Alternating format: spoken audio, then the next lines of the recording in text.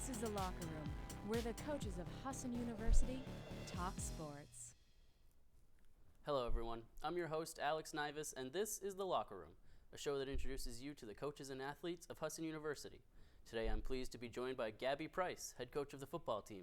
Coach Price, thanks for coming on this afternoon. Thank you, Alex. So can you give us a little background about yourself and your roles here at Husson for anyone who might not know? Well, we started coaching here, I think it was like 2002, 2003. Coached for eight years, and then we left, came back in 3 years ago. This will be our third season back. I'm one of the coaches on the football staff, and just excited to be here. You just touched on it a little bit that this is your third year back here at Husson. What makes you want to come back year after year? Well, certainly this experience of the student athletes, our players, really loved our players, loved coaching, and just to be associated with the school, love the direction that the school's gone in, and everything that Husson stands for. You also mentioned this a moment ago that you started the program in 2002. You left in 2008, but you came back a few years ago. So what changes have been in place since you've been back, and what do you like about the program now? Well, certainly football-wise, it's what when we left, outstanding players. Certainly the school, the more majors as the school's gotten larger, and the student body has just been outstanding before, and just seems even better now. Just seems like the students we have here are very well-rounded. I'm talking the student body itself, and just everything that's great about young people, we feel, or I feel, that's here at Husson. What do you like about your team right now as it stands today, and what, if anything, has surprised you about your team? Well, certainly this has been building a process here for the last 2 or 3 years, but I would say number one would be the competitive spirit and the passion they have for football. Anybody that has a job wants to go to a job where people enjoy what they do, and our guys are very passionate, our young men are very passionate about football, and students, but we're talking specifically football, and they're competitive, how competitive they are. They're very competitive young men. What has team chemistry been like so far this season? Well, they've had outstanding leadership with 4 captains, Matt Archer from Mount Blue High School, Josiah Hartley from Bangor, Alice Stockmont from Bangor, and Rick Oriole from Coney High School in Augusta. Many seniors, really a lot of different avenues, directions that our leadership has taken us. Many different young men have led in their own way, so actually the leadership's been terrific. You've been coaching for quite some time now, so how does coaching in 2015 compare to coaching in, say, like the mid-'80s? What's the differences there? Well, I think young people still want discipline. Young people still want to practice. Young people still want to achieve. So I think most of the intrinsic values of each sport are still there. I would say that the game's changed a little bit. It's a little bit more wide open now. Safeties, although we hear all these, we hear things that aren't are concerns to each and every coach and player and fan. But really, safety's much better. The equipment much better. The audio visual's much better. So really, there's been some great changes for the sport. But number one outside of equipment and safety would be probably the way audio visual's gone, like huddle accounts and that. You can be at home and watch a game. You can recruit from it. So it's made our job easier. But young people have been just the same. Everything that's great 20 years ago, 30 years ago, 40 years ago is still great in young people right now. Last season, you led this team and this program to its best ever in school history, 8-2 overall, 7-0 in the conference. It was the first league conference championship for Husson University, and it was the first appearance in the NCAA. So as a coach, how did it feel to accomplish so much? Well, it's just a tremendous experience. I don't know if you can put in words the experience that our players and our coaches and the people who support us, which is many, and the student body is just a great experience. Whenever you have a goal and you work hard for it and it comes to fruition, certainly it's very exciting. Doesn't always happen. A lot of great things happen for us. Once again, we had great leadership. Our guys played very hard and just had a tremendous year. It's just really enjoyment, I guess would be the word, and just really, really great feeling. So after winning the conference championship last year, did you feel any added pressure coming into this year to try to repeat that success? No matter how much we talk about it, because each year is different, I do think that some people and some players and probably the coaches all the way talk not about it. I thought our guys did a great job worrying about each game, certainly doing the best they can. So I'm not sure, you'd have to ask them, but certainly there's some. Everybody wants to repeat because the feeling's so great. So it's not necessarily pressure from anybody else but themselves because they want to return there, because we all want to return there. So last year in that NCAA game, you guys went up against MIT, and unfortunately came up a little short in overtime. But what did that game mean to you, and what did it feel like hosting such an important game right here at Husson? I think it was great for the school. It was great for all of us. There's only 32 schools in that tournament games, and only 16 are home, so we are one of 16 teams. When you think about the 280 or so schools that play Division III football, so it's a tremendous feather in the cap for our AD, Frank Prizzolozzi, who applied for it. We hosted. Thought we did a great job there as a host. All the support staff, that everybody that contributed, which is many, many, many people. So I would say just a tremendous experience for everybody. So we mentioned there's been some changes to the program. At the beginning of the season, you announced some new coaching changes as well. How are they adjusting to the program, and what led you to these changes? Well, our defense coordinator, John Pritchard, had a chance to go to Division I at Wake Forest. He left there, and he had done a great job for us. And Chris Morris, who played here and played football and baseball here, just a tremendous personal friend. On top of that, Chris, for personal reasons with his fiancee, decided to go back down to Massachusetts. Certainly miss him. And Shane Rogers, who was going in the Hall of Fame here very shortly, was our linebacker coach. He and his wife Kim had a child, and he had to change a job. So we missed them greatly because they really were Husson people and did a great job. Our addition coaches, we couldn't replace them any better, which at that time was certainly a concern of mine. Grant Concerta is a young man who's done a tremendous job as a defensive coordinator. He was at Maine Maritime, was a great player at Saginaw Valley, was captain, All-American, academic All-American, very competitive. Met him really through Kissy Walker. Kissy knew his wife, and so really she's led me to him. And after much talk and trying to influence him to come here, he said yes. Ed Mystery is a former head coach at Corp. He was someone I had known in the past, was a great addition. And Taylor Ewan, the defensive line coach, who's done a great job for us, was someone who played at Anna Maria. I knew his high school coach and his college coach, so that was enough for us. So really, although we lost three great guys and very unique individuals, we've replaced them with three outstanding people. And Don Farnham, we added Donnie Farnham, who's a coach abroad, so that was a great addition for us. So this season you started the year off at home against Alfred, and you came away with a tough loss at home. What kind of changes have you seen in your guys since that first loss to now? Well, Alfred, we knew it was a very difficult game. They're in a different league. I thought our guys played great. We did a lot of great things, just not enough to win. I thought from there on in, our guys took a great approach. And even before that, they worked out very hard. Some games you just lose because they play better than you, and that was the case there. Went up to Alfred, pouring rain, 12-hour ride, nobody there. I mean, it was really a bad day. And we ended up playing great and having a great game. And from there, we've had great games. I thought offensively, averaging over 40 points, and defensively being like ranked third or fourth in the nation, certainly against the run. I just think it's been a great year to that point. And most things have gone our way until this weekend when we went up to Norwich. Played our hearts out. I don't think we've played any harder. And Norwich just made more plays than us. At the end of the day, out of all these philosophies and things you hear about, really you got to outscore them. We just didn't outscore them, and they made more plays than us. Hardly fought game. Our guys played their hearts out, and the Norwich played better than us that day. We'll be touching on that Norwich game a little bit later on in the show. How did you feel your team matched up in that game against Alfred? You mentioned all those tough conditions like the long ride and such. How do you feel you guys matched up against them? Yeah. Well, Alfred's the first game. Then when we went to Alfred State, I guess I wasn't clear on that. I'm sorry. But Alfred, the first game, we weren't even close when we played them in the past. So we've closed that gap. Certainly felt like if we'd played them 10 times, we could have won 5 of them. I'm not sure we would have won 8 of them, but we could have won 5 of them.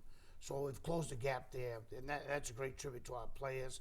We have better players than we've played them in the past, more athletic guys, and so I think that was great there. We go up there again next year to Alfred instead of Alfred State, and Alfred State comes here. So we've certainly closed the gap, in my opinion. So now you're 6-2 overall this year, and before this past weekend's game, you guys were perfect on the road, which included another long trip to go down and play Gallaudet. How do you keep the team focused during road games, and what has led you to success on the road so far this year? Well, Coach Clark, Nat Clark, does all our operations part of it. He's also associate head coach, whatever's higher, that's what he is, because he's been just terrific football coach here. I think the accommodations are good. He does a great job on the travel. Really, we're together. So really, there's less distractions on the road than there would be at home. It's just 60 of us or 62 of us on 2 buses and 8 or 10 coaches at the time. Some have to come down later. So it's a party of 70-something. We really do almost everything together. We're on the bus together. We get off. We eat together. Then we eat again together. Then we certainly stay in hotel rooms. So I think probably I don't want to say it's a business trip because I never want a Division III football to become a business. But it is kind of a business trip. I think our guys, all the credit goes to them. And that makes it possible, and they just do a great job. We have great leadership there, and we've acted better. Each successive year, we're more mature. So the combination of our guys being more mature, I'd say that's all contributed to it. So this trip to Gallaudet, it was the first win down there in program history, a big 54-8 win. How did you feel as the coach after that big win?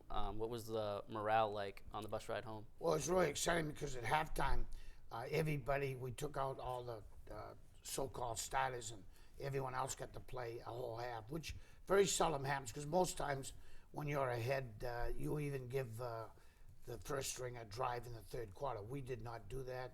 So I think everybody, but maybe one player played because of a special reason, got a chance to get on the field. Anytime you can take 60 guys on a road trip, 12 hours, and they all play, it's just really exciting. Thought our guys handled themselves great. Sometimes when I think it was 40-something to nothing at halftime, our guys handled themselves on the sideline. Really, one of the things that we're really proud of our guys is how they empower the guys who are under them, who aren't starting. So really, as a coach, I felt great about, sometimes these things get out of hand. Felt good about the win, obviously, and felt great about how our players handled being ahead and how they handled the players who don't normally play as much. I thought it was great. All right, great stuff so far, Coach, but we're going to have to take a quick break right now. But when we come back, we'll take a closer look at some of the players on the team and what lies ahead for the Eagles. So stay tuned.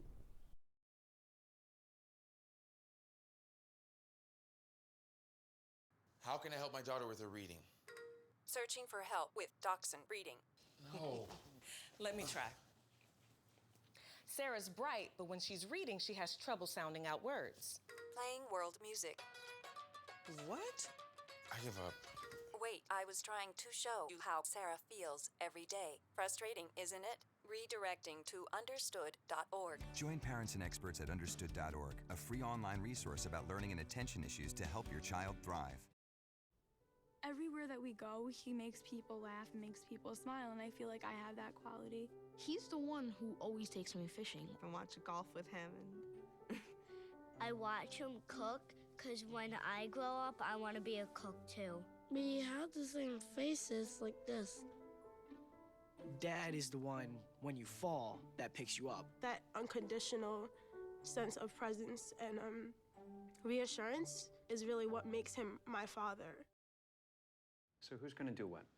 I'll pack the dead batteries. Great.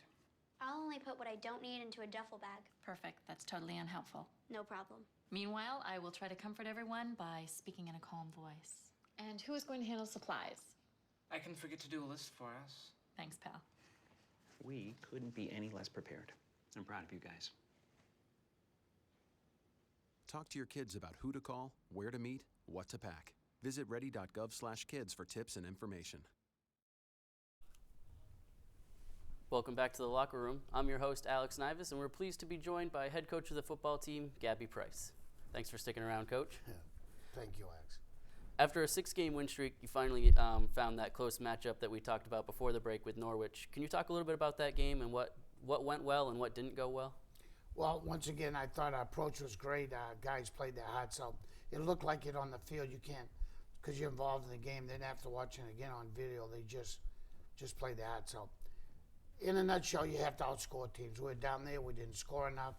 And one thing that Norwich did, they made some big plays. They flipped the field. So we're down on their 20. They have 80 yards to go. They did flip the field, meaning that they threw for 180 yards. We held them to 76 yards rushing. But at the end of the day, you have to outscore them. And we didn't. Give credit to Norwich, a very well-coached team, played very hard. Ours wasn't a lack of effort. They beat us that day. Did you expect Norwich to be as tough of a team as they were heading into this season? We certainly did. They did some great things because year didn't end well for them last year. In the start, they played very difficult non-league schedule. But we could see it each way. They didn't give up many points. They just got better and better. At the start of the season, Castleton had more players back than anybody.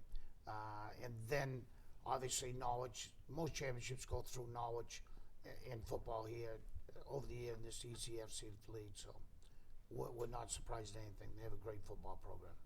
So that win for them bought them a spot in the NCAA Division III tournament. You guys still have a chance of getting in if things play out perfectly this weekend. So as a coach, how do you move forward knowing that a situation like that isn't totally in your hands? Well, obviously this is a big week, any game. This isn't like other sports where you play 20 or 18 or 40 games.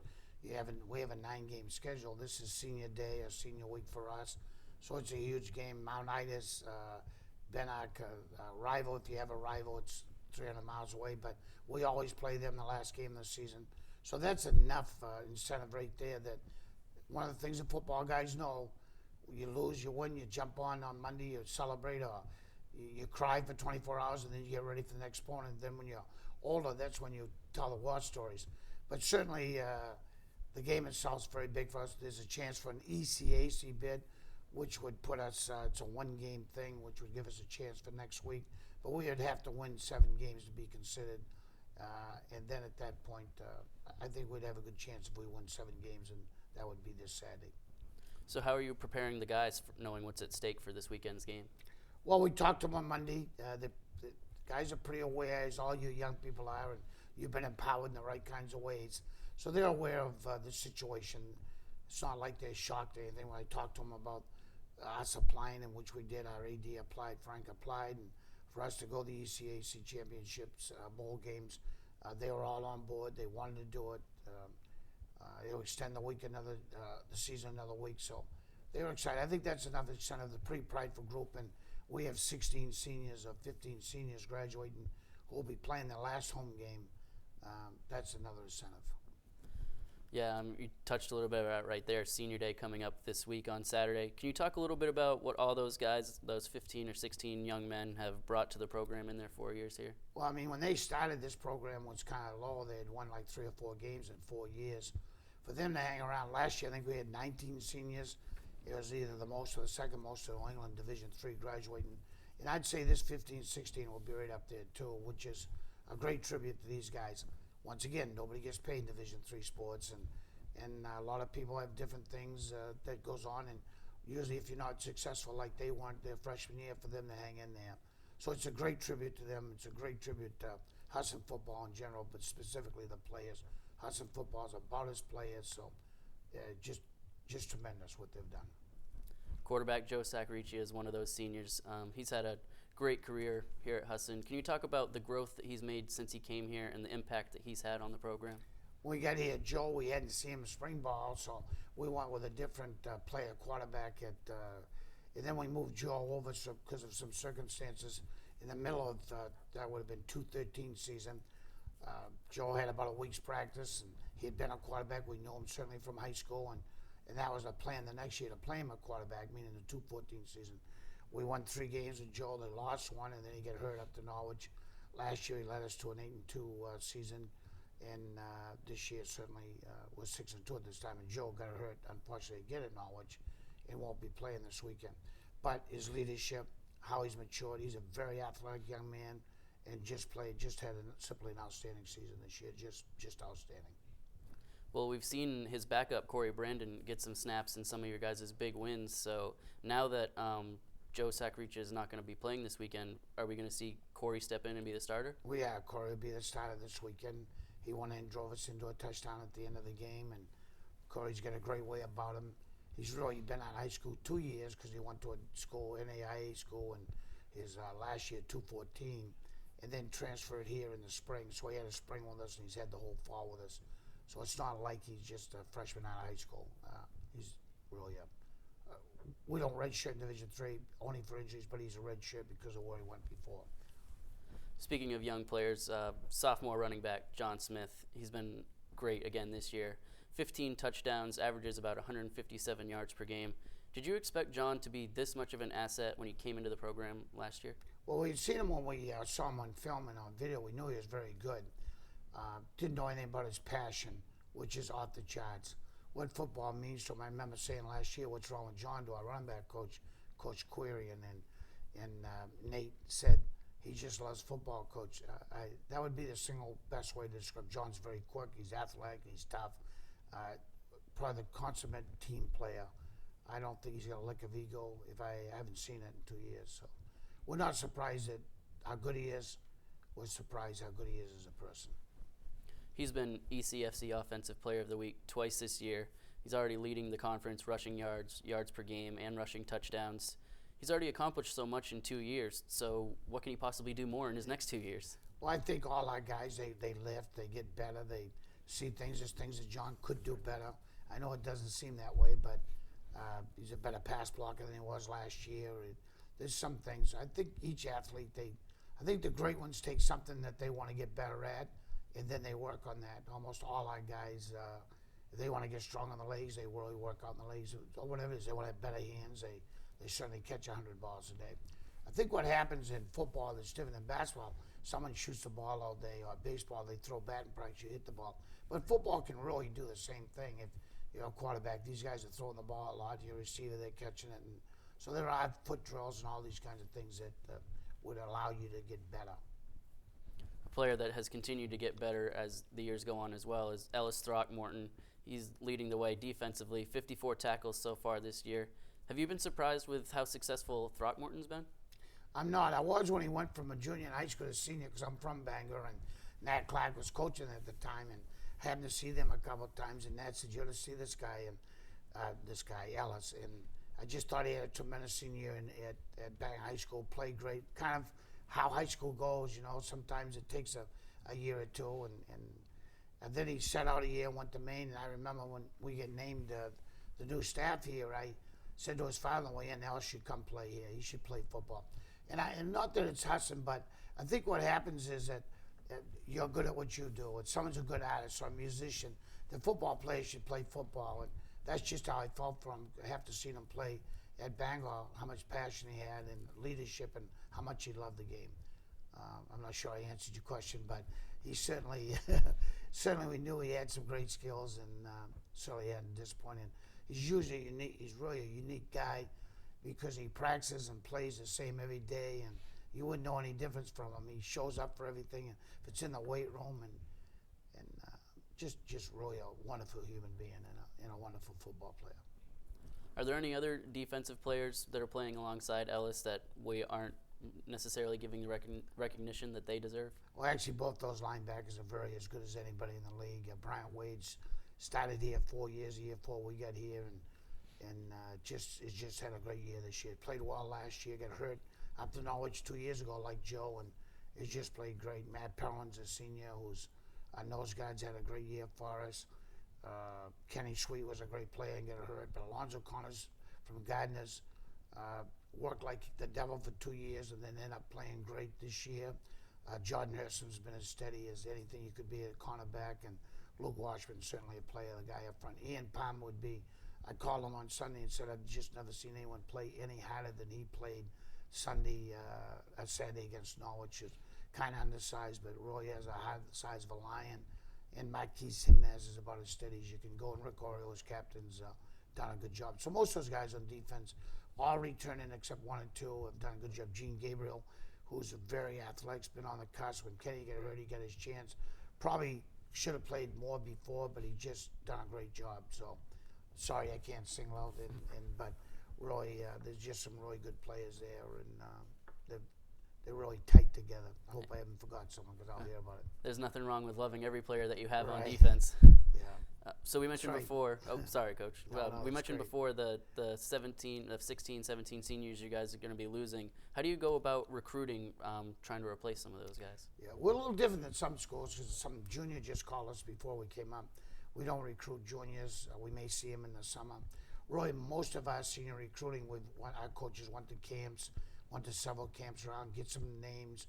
We certainly have some contacts. We belong to some recruiting services. So it's really a wide net. We know the state of Maine, or we certainly think we know a little bit because we've been here. So there's a wide net that you kind of cast, and we have our own kind of philosophy. We don't like to interfere with guys during the season.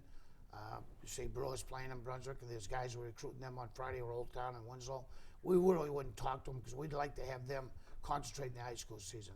So after next week, after Thanksgiving week, our guys will hit the roads, and they have certain assignments, and we'll go back to places where we've been successful. And when we recruit, we look for three things. Number one, you're a good person. Number two, that you want to graduate, that you're here to go to school, and three, you have a great passion for football. So almost everything comes back to that. Good person, graduate, and great passion. All right, we're going to take another short break. Thanks for coming on the show today, Coach Price. Thanks, Alex. When we come back, we'll recap Husson's Athletes of the Week, so don't go anywhere.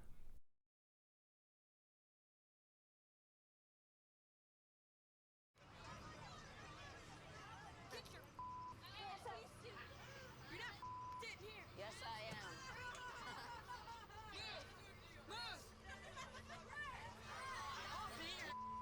Give it to him hard.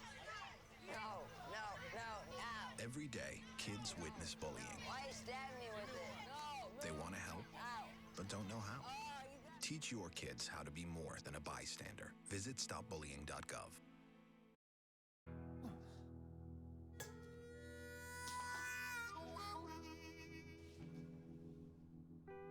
Get caught buzz driving, and you could do some hard time. Craig, knock it off. Sorry, Mom. It could cost you around $10,000 in fines, legal fees, and increased insurance rates. And that could set you back a few years. Buzzed, busted, and broke. Because buzz driving is drunk driving. Welcome back to the locker room. I'm your host, Alex Nivus. Before the break, we were pleased to be joined by a head coach of the football team, Gabby Price. But we'll now turn our attention to the Husson Athletes of the Week. We'd like to congratulate this week's Athletes of the Week, Grant Gerber of the men's swimming and diving team, and Taylor Shaw of the field hockey team. Congratulations to the both of them, and good luck to all the teams this week and beyond. That's all the time we have for this episode of The Locker Room. We'd like to thank Gabby Price for coming on the show today. You can follow The Locker Room on Twitter at lockerroom_TV. If you'd like to watch this episode or any previous episode again, go to our NESCom journalism channel on YouTube. You can catch the next edition of The Locker Room next Thursday, November 19th. For everyone working hard behind the scenes, I'm your host, Alex Nivus. Thank you for watching, and have a great rest of your day.